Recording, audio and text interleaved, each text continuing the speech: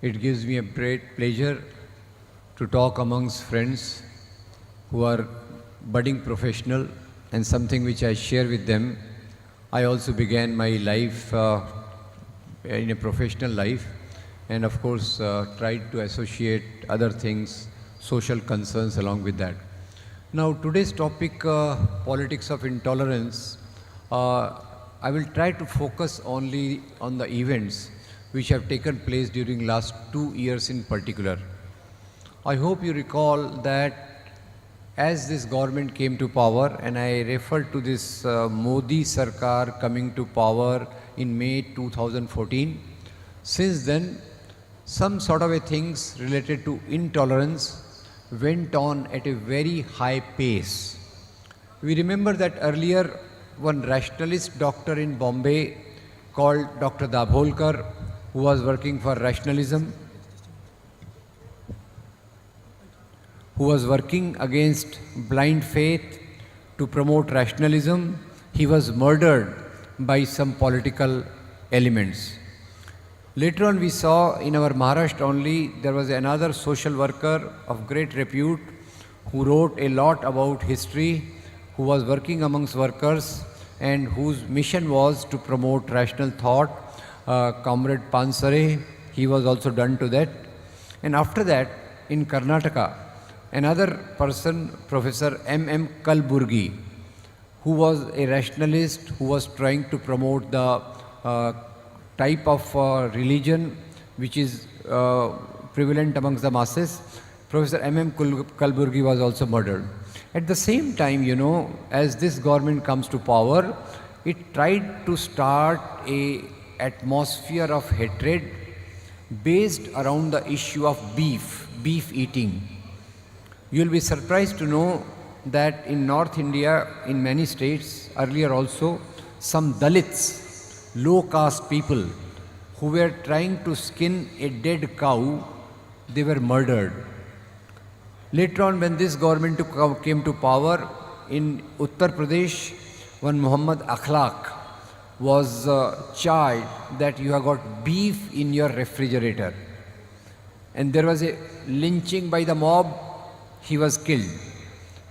Now this type of atmosphere which has been developing again got manifested in the recent events, and before that I would like to point out, when these things happened in succession, many of our great writers, artists, scientists, they started returning their awards. Why they returned the awards? They said that such type of atmosphere we have not seen in last so many years, so many decades.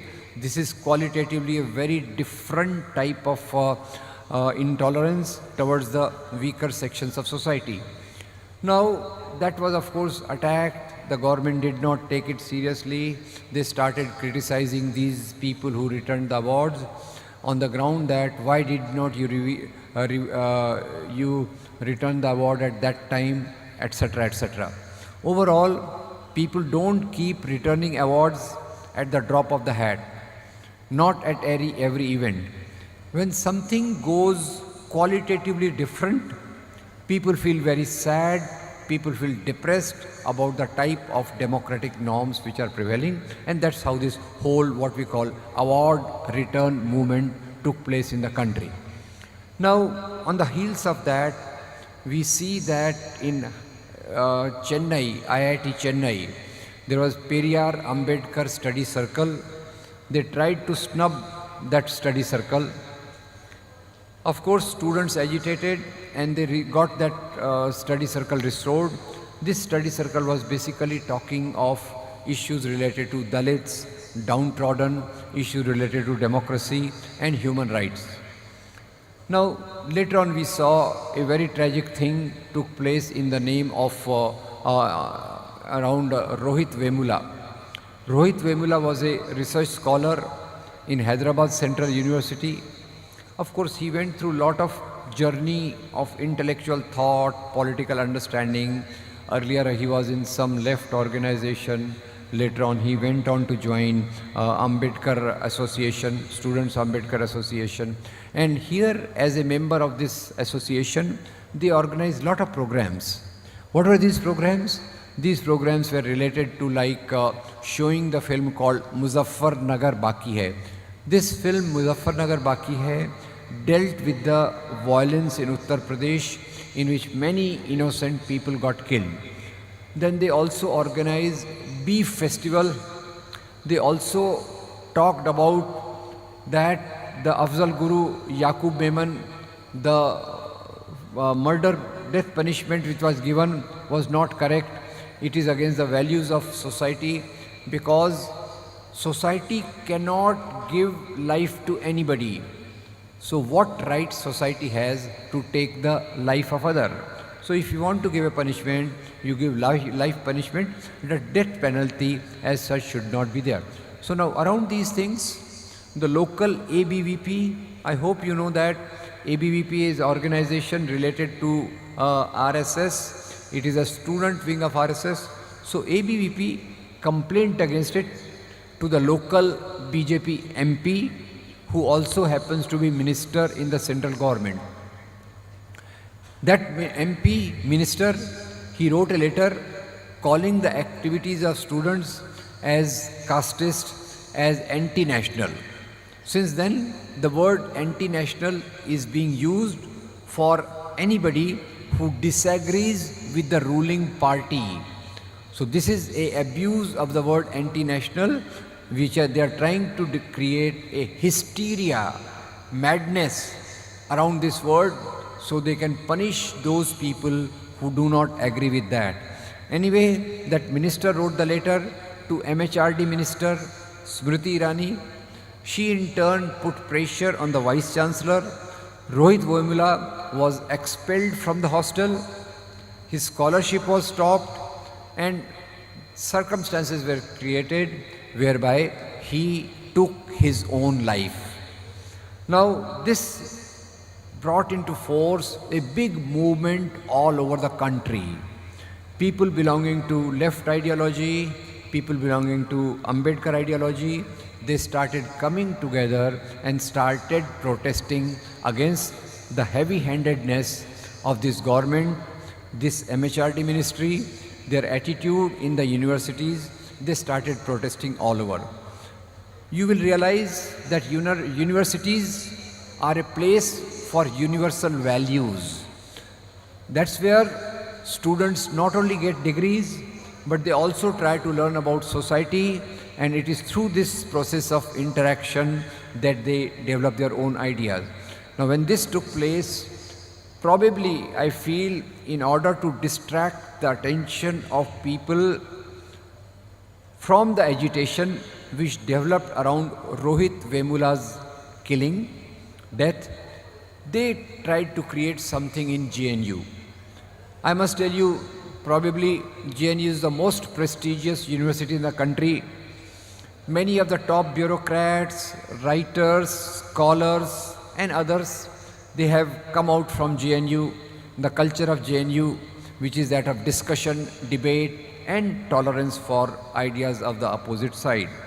Now as they tried to fabricate, they tried to implicate that young boy in whom I see the shadows, the memory of the great revolutionary Bhagat Singh. They tried to implicate by forging a false CD in which certain slogans were given which were not given by this young man Kanhaiya.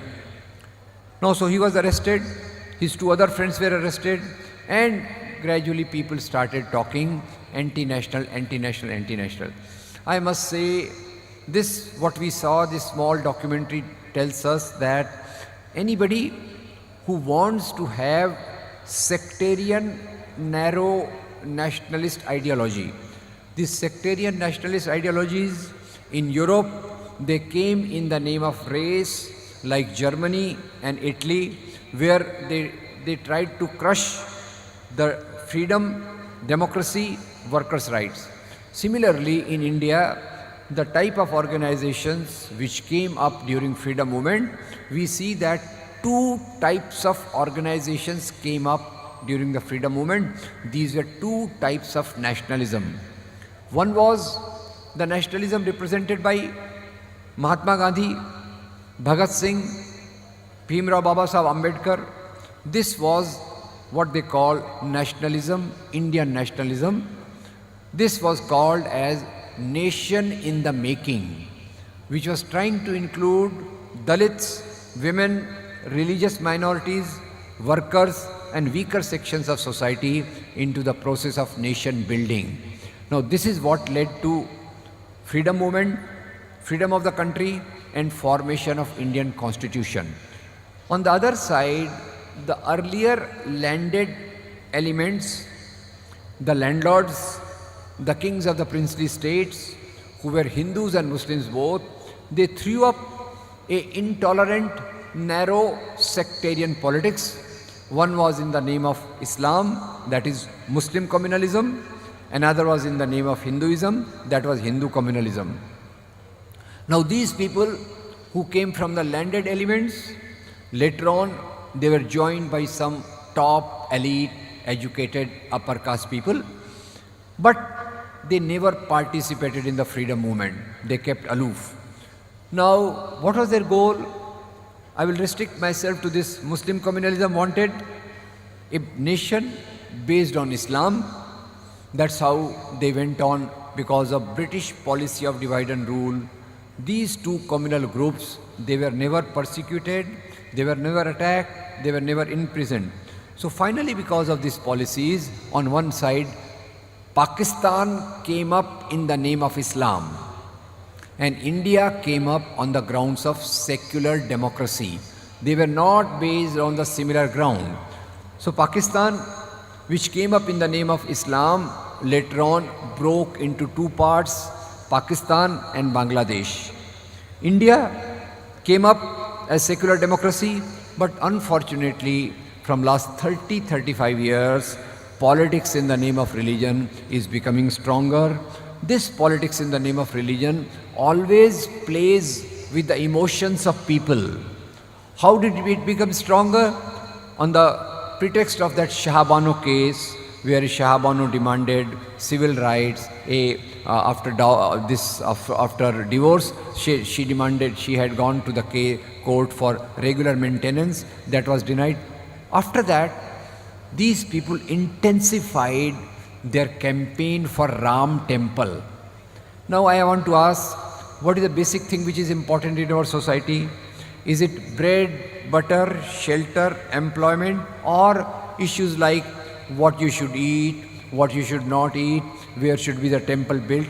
These type of issues which are brought up by fascist type, we cannot call them exactly fascist, but basically they are sectarian nationalists. These sectarian nationalists, like when Hitler came, he targeted Jews, and he attributed that all our ills are because of the Jews in the country. Jews were persecuted. After the Jews, they persecuted the workers, the communists, and the other religious minorities. In the agenda of Hindu nationalism, which RSS is pursuing, this agenda of Hindu nationalism is basically targeted against Muslim community, targeted against Christian community, but at the same time, it wants to suppress the struggles for caste equality. It wants to suppress the struggles for gender equality. So one of the ideologues of RSS had written, his name is M.S. Golwalkar, and he had written that Hindu nation, this is a Hindu nation. Then in this Hindu nation, we have three internal threats or enemies. First is a Muslim, second is a Christian, third is a communist. By communist, what they mean? All those people who are struggling for human rights, all those people who are struggling for equality, etc., etc. So in India, what we are seeing today, intolerance is because of this type of politics constructed around Hindu nationalism. In Pakistan, people suffered because of Muslim nationalism. In America also, there is a tendency called Christian fundamentalism, and unfortunately, with the new elections which are taking place, the person called Trump, Donald Trump, his strength is trying to tell us that in America also, this Christian fundamentalism is becoming stronger. So in India, Coming to India, the real problem is politics in the name of religion. I must tell you, the people who are true religious people, they are very tolerant, they are very broad. Even if people criticize them, they do not react in a negative way. You all must be knowing the story of Prophet Muhammad, peace be upon him. When he used to walk from the road, one woman used to throw kachra, muck on him. Daily she used to do it. You know this story more better than me. One day she did not, and then Prophet Sahab visits her and finds out that she is unwell. So this is the attitude which the real religious people take. And the people who want to do politics in the name of religion, it may be in the name of Christianity, Islam, and more so in the name of Hinduism in India, these people are intolerant people. That's why you see, we had Mohandas Karamchand Gandhi, Mahatma Gandhi, father of the nation. He was accommodating people from all religion. He was most tolerant. One example I'll give you. Mahatma Gandhi himself was a devout person believing in non-violence. He was a vegetarian. He did not eat beef. He was not eating beef. People asked him, "You are a Hindu, so why don't you get this eating of the beef banned in your country?" Gandhi said, "I will never do it. The country does not belong only to one religion. Country belongs to all the people of all religions. So this should not be permitted in our country." So starting from there, that's why, because Gandhi had these ideas, one of the volunteers of RSS, Nathuram Godse, who later on joined Hindu Mahasabha, he killed Mahatma Gandhi. Even today what we see intolerance, this intolerance has been constructed either around beef or around ghar wapsi or around love jihad. You young friends, I'll request you, you must study these issues. I am not against any religion. I understand different religions have contributed moral values for human development. But people from 19th century in different countries started using religion as a cover to protect their earlier social interest related to a feudal society, related to the society of kingdom, and that today what we see is a clash of two values. What is this clash of two values? One is a clash of democratic values, which believes in liberty, equality, fraternity, and other type of values are constructed, built around religion. This religious nationalism is a wrong term. Basically, politics in the name of religion, this tries to create emotional issues. Hysterical sentiments are created. People start killing each other. People start showing their intolerance. And that is where, friends, I will request you that we should try to understand that Maulana Abul Kalam Azad may be best of the Muslims, but he was for freedom of country. He was with Indian National Congress. Mahatma Gandhi was best of the Hindus, but he also never talked of Hindu nationalism. People like Jinnah, people like Savarkar, people like Godse, I don't know how much religious they were, but they used religion for their narrow political goals. So friends, what are our challenges? Our challenges are that, number one, we must respect all religions. We must respect difference of opinion. That's what university teaches me. Whole world is a very diverse mosaic. This diverse mosaic has different colors, different opinions, different type of personalities. And the whole human development which has taken place has been because of alliance of diverse ideologies, alliance of different people who may have different opinions, but they come together for a common goal. In India, in the world, unless we learn to be tolerant of others' opinion, we will always remain backward. What is happening in JNU is pushing back our achievement in the area of philosophy, thinking, thought, and nation building. Today also I read they are saying that from universities, anti-national people should be rooted out. Now who defines nationalism? I think the nationalism should be defined only around Indian constitution. What does Indian constitution tell us? Indian constitution tells us that we are all equal irrespective of our religion. We are all equal irrespective of our gender. We are all equal irrespective of our caste. So, as citizens, it is our duty that we preserve this, and nationalism has to be defined mainly around the people like Maulana Abul Kalam Azad, Mahatma Gandhi. These are the central figures around whom our concept of nationalism began. So my appeal to young friends like you who are going to become good professionals in your life, what we have to know that along with our own professional life, which is very important for our survival, we have also to think about society. We have also to think about nation. And what do we think about society? We think of the welfare of the society. And in the welfare of the society, we have to think of a integrative society.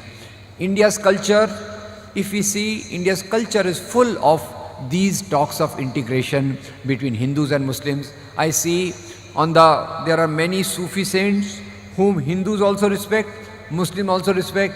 I know various bhakti poets, bhakti saints whom people of all religions follow, because ultimately humanity is one. Ultimately, the core value of every religion is love for the whole humanity.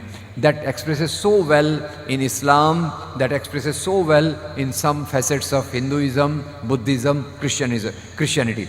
So, if we want to do away with intolerance, at personal level, we have to believe in the morality, in the openness, in the things like which people, Prophet Sahib told us, or Mahatma Gandhi told, or Lord Gautam Buddha told. So this is at one level, and at political level, we must believe in the concept of citizenship, and citizenship is not based on any religion. So I will request you that there are some attempts by this intolerant politics to give the impression that they are doing welfare for the society. Their ideas will make country stronger, but these are precisely the ideas which break our country, which try to divide our country. And a country where such divisive tendencies are there, it cannot progress.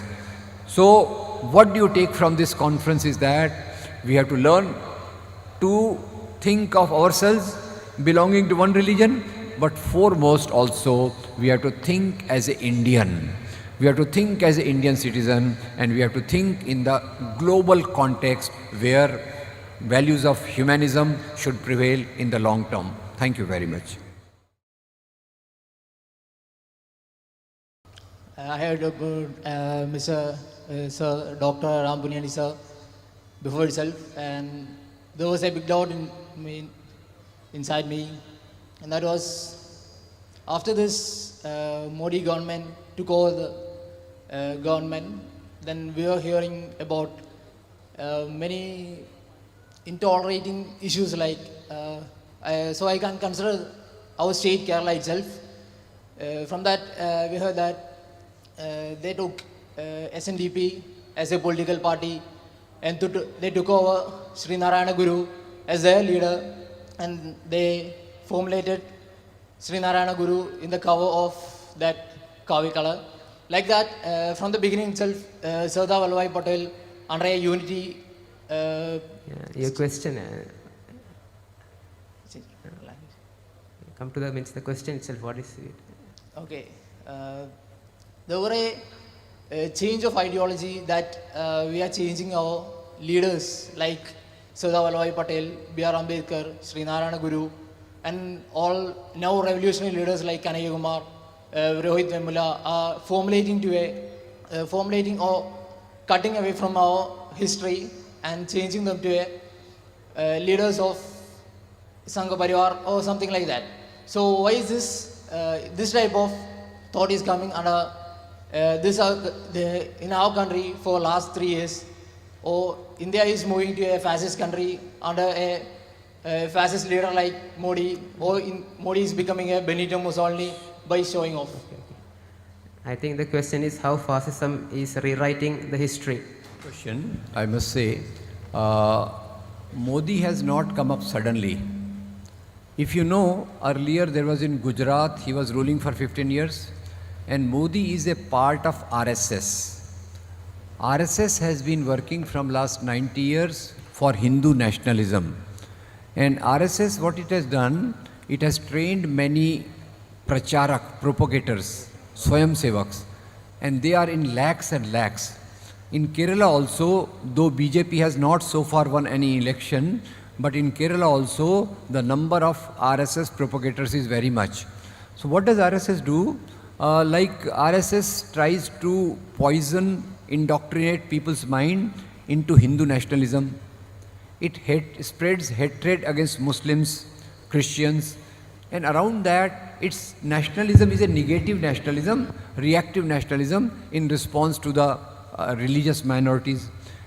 So I will say that RSS is not the representative of Hindus. It is not representative of Hindus.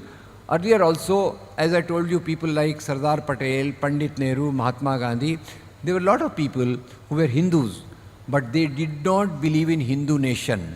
Please try to understand the difference. Now, so there are many Muslims like Maulana Abul Kalam Azad who were Muslims, but they did not believe in Muslim nation. So I hope you can understand. Now, why could Modi come up? Why these things are happening in last 1.5 years? Because this is the first time, because of the other electoral things, BJP could get 31% of votes. It could get absolute majority in Lok Sabha, because of which now they are feeling that they have nothing to fear. So along with BJP, its associated organizations, Vishwa Hindu Parishad, Bajrang Dal, Vanvasi Kalyan Ashram, Saraswati Shishu Mandir, and many of these organizations, they have also become active. So please don't identify Modi with Hindus. Modi is not a prime minister. No, Modi is not just he may be born in a Hindu family, but his politics is that of Hindutva, Hindu nationalism. Mahatma Gandhi was also Hindu, Sardar Patel was also Hindu, but they did not believe in Hindu nationalism. So basic thing what we have to distinguish is that religion is religion, politics is different. And whenever politics is done in the name of religion, it turns into authoritarian dictatorship, it can become fascism, it can become a sort of a place where they try to suppress the rights of weaker sections of society. And India, I feel, people like Modi who are in power, they are in power because of BJP, they are in power because of RSS. There is a large RSS combined which does it, and their basic agenda is not just against Muslims. Their agenda is against Muslims, yes. Their agenda is against Christians, yes. But their central agenda is to suppress the human rights of all weaker sections of society. It may be Dalits, it may be women, it may be Adivasi, it may be workers, or any religious minorities. Basically, if you have seen, Modi came to power in conjunction with the corporate world. All the big corporates had spent thousands and thousands of crore through media, through supporting his other thing, that they wanted such a type of a person to be the Prime Minister. So my request is that don't see Modi, RSS, BJP as representative of Hindus. They are not representative of Hindus. If somebody is there to present Hindu values, I will talk about Mahatma Gandhi. I will talk about Pandit Nehru. That is where Hindu religion also stands for tolerance. It talks Vasudhaiva Kutumbakam.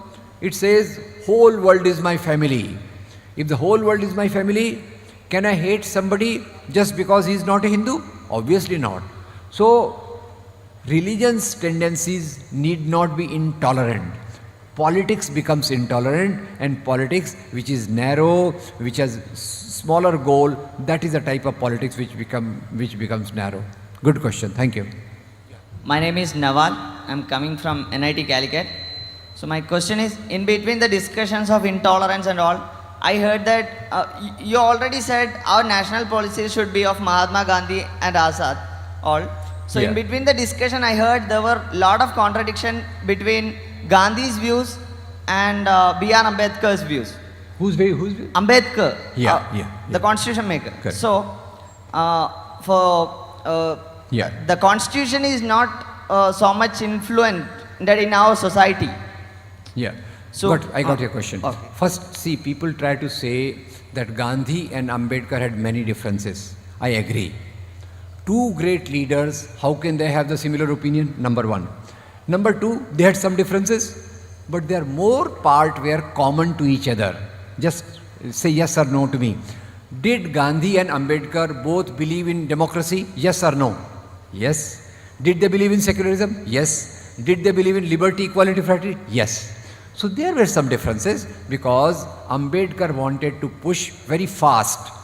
Ambedkar wanted a total abolition of caste even when we had not got the independence. So there was a Pune Pact which Gandhi said that you should not have separate electorate. That was the issue on which Gandhi and Ambedkar had lot of differences.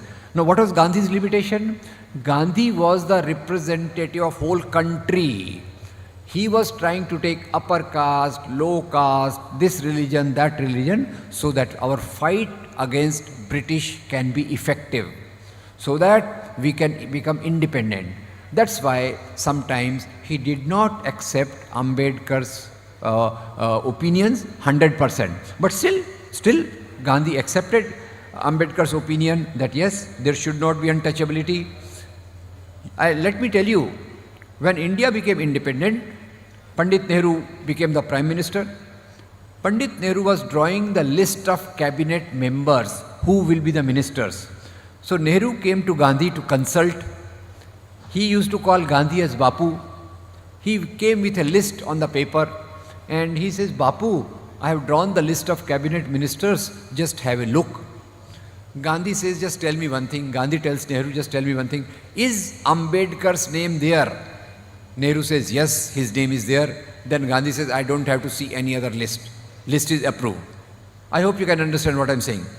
Second, when Constituent Assembly came up, there was a discussion as who will be the chairman of drafting committee.